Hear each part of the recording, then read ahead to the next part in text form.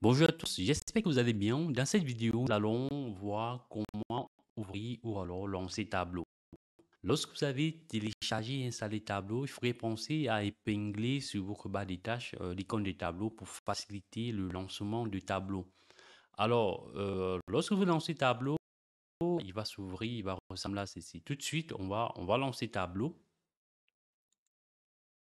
Donc, après avoir lancé Tableau, nous avons cette interface qui va apparaître, alors qui apparaît chez moi lorsque j'ai cliqué sur l'ouverture des tableaux. Donc, vu que je suis en version d'évaluation, vous voyez que là, on me précise bien que je suis en version d'évaluation qui prendra fin dans 14 jours. Alors, ici, j'ai la possibilité d'activer une clé si j'ai une licence, mais là, vu que je n'ai pas de licence, je n'ai pas de clé, je vais tout simplement cliquer sur continuer la version d'évaluation. Alors, lorsque je clique sur continuer la version d'évaluation, j'ai une autre interface qui va s'afficher. Voilà, c'est celle-là. Ici, j'ai la possibilité de pouvoir me connecter à des fichiers, me connecter à des bases de données. Et aussi, tout à la fin, j'ai une troisième famille de connecteurs qui sont nommés sources de données enregistrées.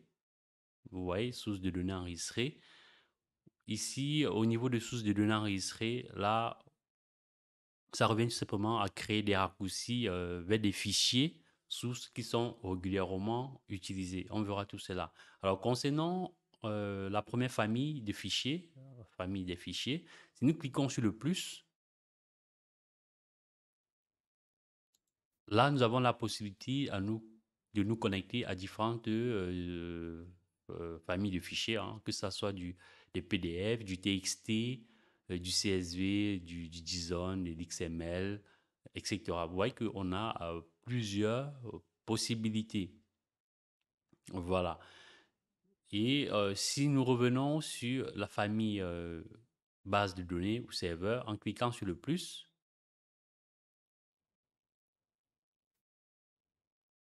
nous allons pouvoir observer tous les connecteurs. Alors, je vais recliquer dessus.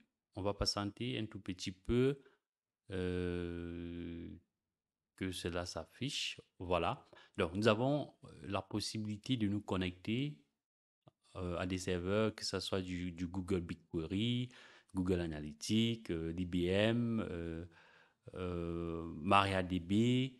Nous avons la possibilité de nous connecter à MySQL, Oracle, Postgre, SAP HANA. Vous voyez que nous avons pas mal de connecteurs. Nous avons également la possibilité de nous connecter sur une page web, voilà, pour récupérer les informations depuis une page web. Nous avons aussi des connecteurs de type ODBC et JDBC qui vont vous permettre, voilà, ces deux connecteurs-là, qui vont vous permettre de créer votre propre connecteur. Si jamais vous avez une source de données et que vous n'avez pas de connecteurs, vous pouvez créer vos connecteurs à partir soit du JDBC, soit du ODBC. Tout dépendra de votre source de données. Vous avez également la possibilité de faire du tri à ce niveau. Donc, vous pouvez trier. Vous allez trier par ordre ascendant, par ordre descendant. Voilà. Alors, au niveau de la troisième famille, source de données récentes, donc, voilà, l'utilisateur du tableau est en mesure d'enrichir cette liste donc, avec les fichiers. Voilà. Et vous pouvez facilement accéder, donc ce sont des raccourcis vers des fichiers qui sont très régulièrement utilisés. Alors, on va fermer ceci.